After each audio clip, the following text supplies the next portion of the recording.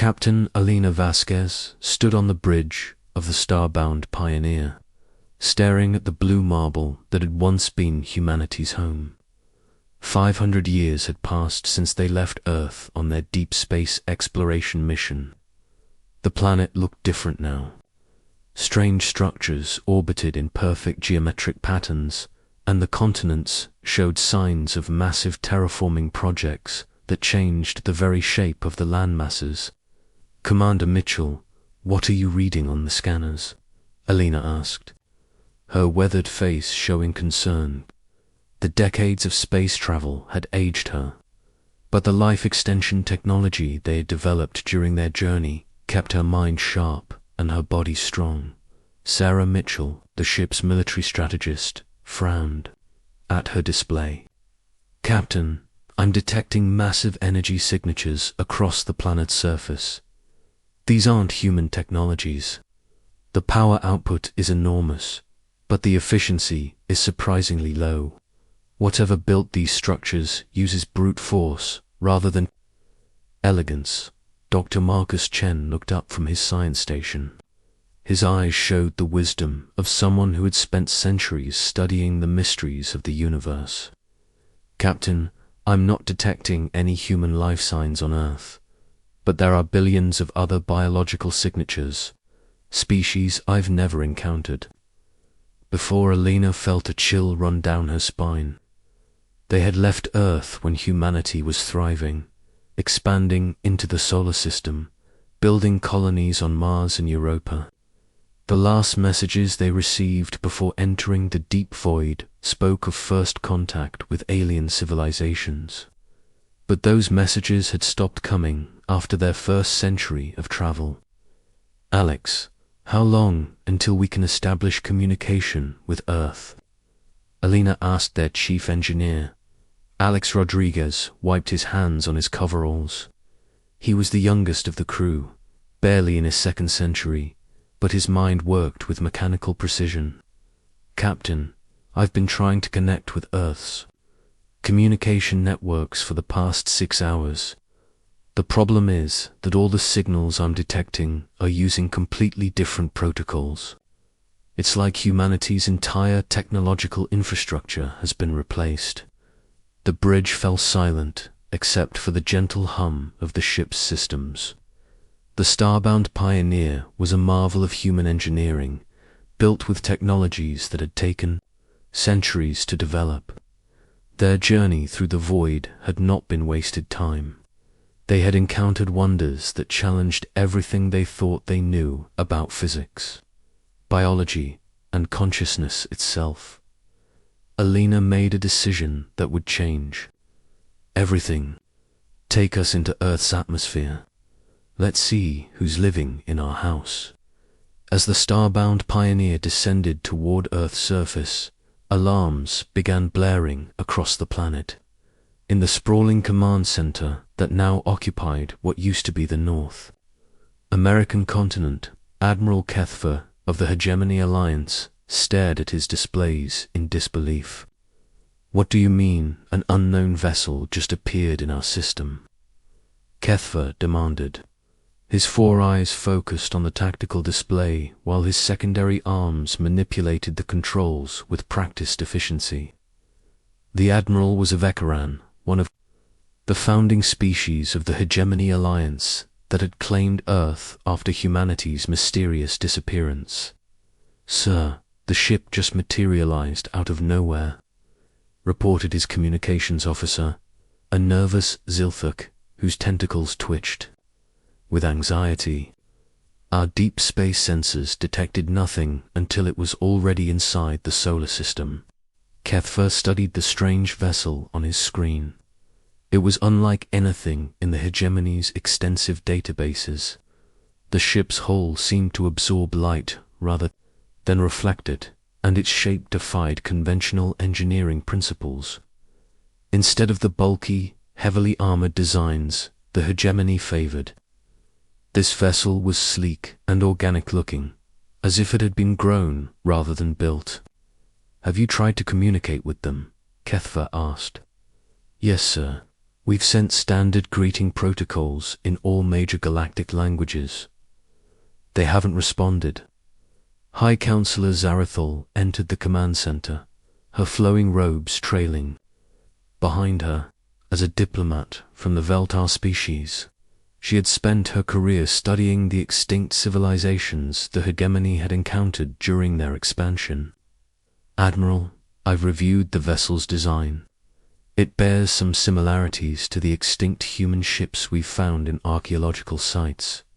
Impossible, Kethva said. The humans vanished 5 centuries ago. Their homeworld was empty when we arrived. We've found no trace of them anywhere in the galaxy.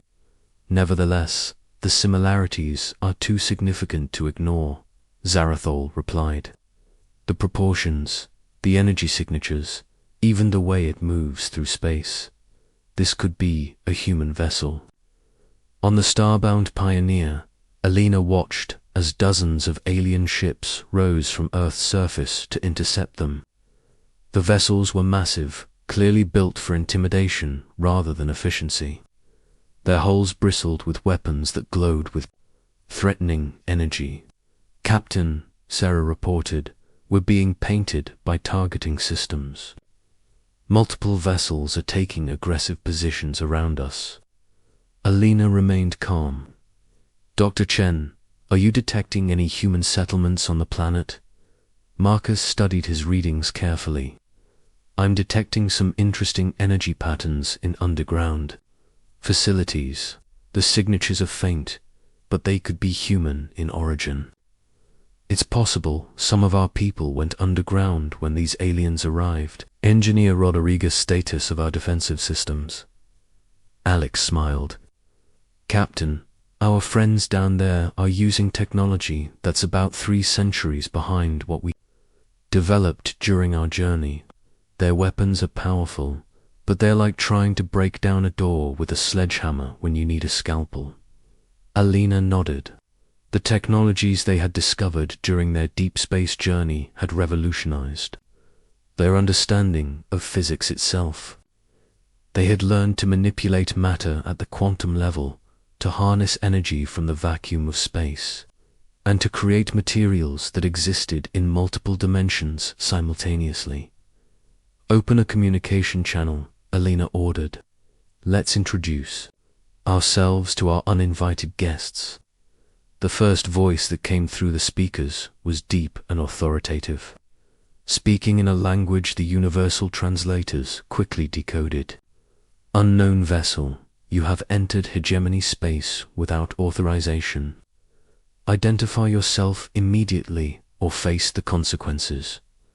Alina stepped forward. This is Captain Alina Vasquez of the human exploration vessel Starbound Pioneer. We are returning home after a deep space mission. I'm curious about who you are and why you're occupying our planet. The silence that followed lasted nearly a full minute. Alina could imagine the chaos her words must be causing among the aliens. Humanity was supposed to be extinct. Finally, a different voice responded. This one was more careful, diplomatic. Captain Vasquez, this is High Counselor Zarathol of the Hegemony Alliance. If you are truly human, then you represent a species that has been extinct for 5 centuries. The planet you call Earth has been under hegemony protection since that time. Alina felt anger rising in her chest. Protection? From what? From the chaos that followed your species' disappearance. The solar system was empty, abandoned. We brought order and civilization to a dead world. Sarah stepped up beside Alina. Captain, I'm detecting massive military installations across the planet. These aren't protective measures. This is a full-scale occupation. Alina made a decision that would echo across the galaxy. Counselor Zarathol, I appreciate your concern for our home, but humanity has returned. We'll be taking back our planet now. Captain Zarathel's voice carried a note of desperation. You don't understand. The Hegemony Alliance includes over 200 species. We have fleets that span the galaxy. One ship, even a human ship, cannot stand against such power. Dr. Chen looked up from his station, his eyes bright with excitement. Captain, I'm detecting something incredible. The underground facilities I mentioned earlier are coming online. They're human facilities, and they've been waiting for us. Ali smiled. Counselor, you're absolutely right. One ship can't stand against an entire galactic alliance. But we're not just one ship.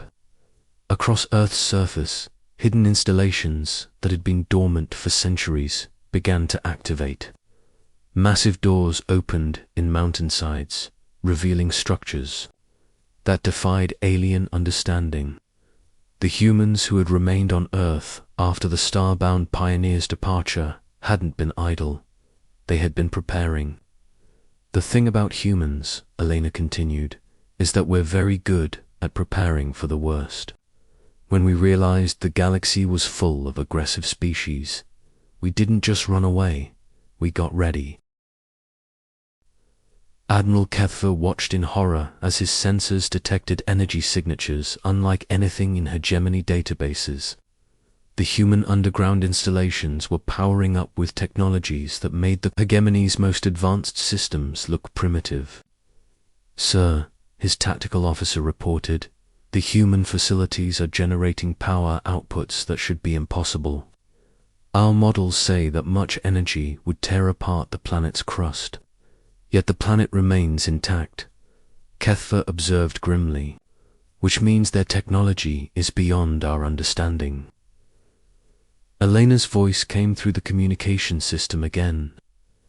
Admiral, I assume you're the military commander here. I want you to understand something.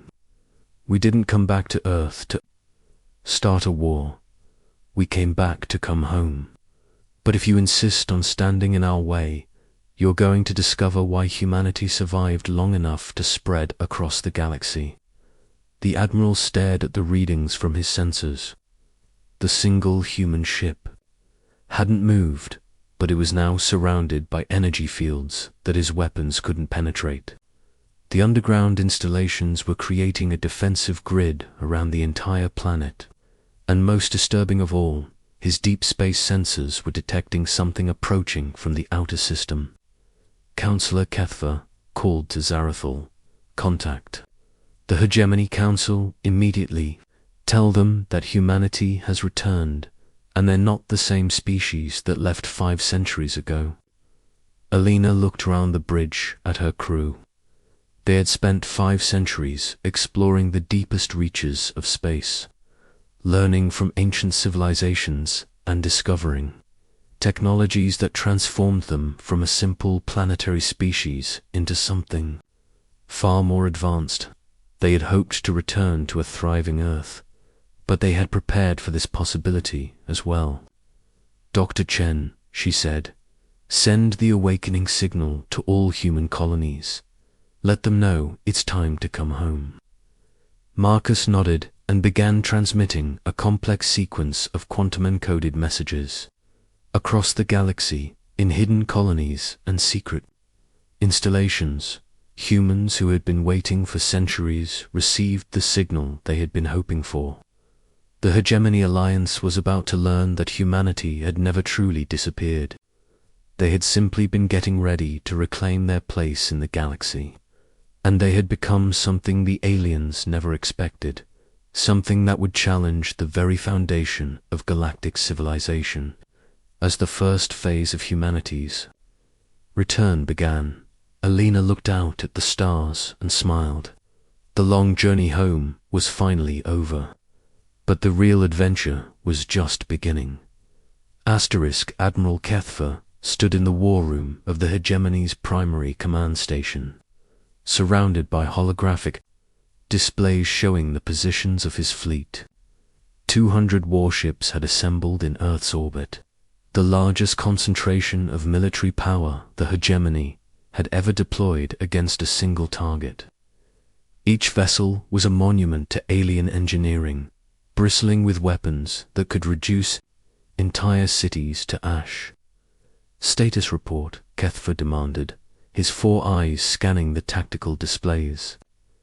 Sir, the human ship remains in position above the planet's surface, reported Commander Valtax, a battle-hardened Kresh, whose carapace bore the scars of a dozen campaigns.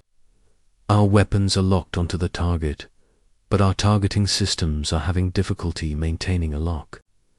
The ship's hull seems to shift and phase in ways that shouldn't be possible. High Counselor Zarathol entered the war room, her diplomatic robes replaced by practical military attire. Admiral, I've been analyzing the communications from the human vessel. Their language patterns have evolved significantly during their absence. They're using concepts and references that don't exist in our databases. What kind of concepts? Kethva asked. They speak of dimensional engineering, quantum consciousness, and temporal mechanics, as if they're basic technologies. Admiral, I believe these humans have encountered something during their journey that has fundamentally changed them. On the starbound Pioneer, Alina watched the alien fleet assemble with calm interest.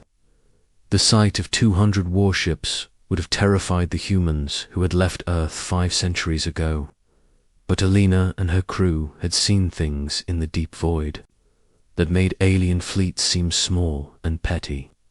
Captain, Sarah reported, I'm detecting massive energy buildups across the alien fleet. They're preparing for a coordinated assault. Their formations are interesting, Alina observed. They're using tactics based on overwhelming firepower rather than precision. Very much like trying to crack a nut with a sledgehammer. Dr. Chen looked up from his station, his face showing excitement rather than fear. Captain, the quantum resonance patterns I'm detecting from their weapons are fascinating. They're using brute force energy projection, but they have no understanding of quantum entanglement or dimensional folding. Engineer Rodriguez laughed from his position at the technical station. Captain, these aliens are like children playing with firecrackers while we're working with controlled fusion. Their most powerful weapons couldn't even scratch our hull plating. Alina nodded. The materials science they had developed during their journey had produced hull plating that existed in multiple dimensions simultaneously. Energy weapons simply passed through it like light through a window, while the ship remained completely solid to normal matter. Admiral Elena's voice came through the communication system. I can see you've assembled quite a fleet.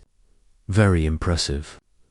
But before you do something you'll regret, I want you to understand what you're dealing with. Human, Kethva replied. You pilot 1 ship against 200. Your species may have developed some new technologies during your absence, but you cannot stand against the combined might of the Hegemony Alliance. Alina smiled. You're absolutely right, Admiral. 1 ship can't fight 200. But we're not just 1 ship. The deep space sensors around Earth's solar system began detecting something impossible. Ships were emerging from what appeared to be empty space, materializing out of the void itself. The vessels were unlike anything in the Hegemony's databases, sleek, organic-looking craft that seemed to grow larger as they approached. Sir, Commander Valtox reported, his voice showing the first signs of concern. We're detecting multiple contacts approaching from all vectors. The ships appear to be using some form of dimensional folding technology. Kethva studied the tactical display as dozens, then hundreds of human vessels appeared around Earth. Each ship was different, unique in design and purpose, but all shared the same organic grown rather than built appearance as the starbound Pioneer. How many? Kethva asked. Sir, we're detecting over 500 vessels, and more are appearing every minute. The energy signatures are off the charts. Each human ship is generating power levels that match our largest dreadnoughts. Elena's voice came through the communication system again. Admiral, I'd like you to meet the rest of humanity. We've been busy during our time away from Earth. The human fleet was like nothing the hegemony had ever encountered. The ships moved with fluid grace, their formations shifting and flowing like schools of fish. They didn't follow the rigid military doctrines the aliens were familiar with. Instead, they seemed to dance through space, each vessel responding to the others with perfect coordination. Admiral, came the voice of Captain Marcus Webb from the colony ship New Horizons. We've been watching from the Proxima Centauri system. When we received Elena's signal, we knew it was time to come home. This is Commander Lisa Park from the research vessel Quantum Dream. Another voice added. We've been exploring the Andromeda Galaxy for the past 2 centuries. We have so much to show you. Captain David Kim, reporting from the deep forest, came a third voice. We've been living in the space between dimensions. The things we've learned would revolutionize galactic civilization. Elena felt a warmth in her chest as she heard the voices of her fellow humans. They had scattered across the galaxy and beyond, each group following their own path of discovery and growth, but they had remained connected, waiting for the day when they could return to Earth together. Admiral Elena said, I want you to understand something. We didn't come back to conquer or destroy. We came back because Earth is our home. But if you insist on standing in our way, you're going to discover something about humanity that the galaxy has forgotten. Kethfer looked at his tactical displays with growing horror. The human fleet continued to grow as more ships emerged from impossible places. Some materialized out of what appeared to be solid space. Others seemed to step sideways into reality from dimensions that shouldn't exist. A few simply appeared, as if they had always been there, as if the universe had suddenly remembered them. Sir, his communications officer reported, we're receiving messages from across the galaxy. Every hegemony installation is detecting human ships. They're everywhere. Elena's voice carried a note of sadness. Admiral, 500 years ago, humanity was young and naive. We thought the galaxy was full of civilizations like us, curious, exploratory, peaceful. We learned differently. We learned that the galaxy is full of empires that take what they want and destroy what they don't understand. The human ships began to move, and their movement was unlike anything the hegemony had ever seen. They didn't follow predictable trajectories or use conventional propulsion. Instead, they seemed to flow through space like liquid, appearing and disappearing, folding distance like origami. So we adapted, Elena continued. We learned to become something stronger, something that could protect the innocent and stand against the darkness we found in the void. Dr. Chen transmitted a pulse of energy that spread through the entire human fleet. The effect was immediate and terrifying. Each human ship began to glow with internal light, and the space around them began to warp and bend. The laws of physics themselves seemed to bend to their will. Admiral Elena said, I'm going to give you a choice. You can withdraw your fleet from Earth's system, and we can discuss the terms of your departure from our planet. Or you can try to fight us and learn why humanity survived long enough to spread across the galaxy. Kethfer looked at his tactical displays. His weapons were designed to fight conventional enemies using conventional physics. But the human ships were operating according to rules that made no sense. They were bending space-time, manipulating matter at the quantum level, and using technologies that shouldn't exist. Sir, Commander Voltox reported, our targeting systems can't maintain locks on the human vessels. They're phasing in and out of our reality. Our weapons are designed to fight ships, not ghosts. And sir, the communications officer added, we're receiving reports from across the galaxy. Human ships are appearing at every major hegemony installation. They're not attacking, but they're making their presence known. Elena's voice came through the communication system one final time. Admiral, the galaxy is about to change. Humanity has returned, and we're not the same species that left. We've learned things that will transform galactic civilization. We've seen wonders that would drive lesser minds to madness. We've become something new. The human fleet began to move toward Earth, and as they did, the planet itself began to change. The massive alien installations that had dominated the surface for centuries began to shut down. The terraforming projects that had reshaped the continents began to reverse themselves. Earth was remembering what it had been before the aliens arrived. We're not here to destroy you, Elena said. We're here to reclaim our home and to share what we've learned with those who are ready to listen. But make no mistake, we will not tolerate any species that tries to stand in our way. Admiral Kethva made the hardest decision of his military career. All ships, stand down. Withdraw to minimum safe distance. Sir, Commander Veltox asked. We're not fighting ghosts, Commander. We're facing something that has transcended our understanding of warfare itself. Send a message to the Hegemony Council. Tell them that humanity has returned, and the galaxy will never be the same. As the alien fleet withdrew, Elena looked out at the stars surrounding Earth. The long journey home was over, but humanity's real adventure was just beginning. They had become something new during their centuries in the void, something that would reshape the galaxy and bring hope to civilizations that had forgotten what it meant to reach for the stars.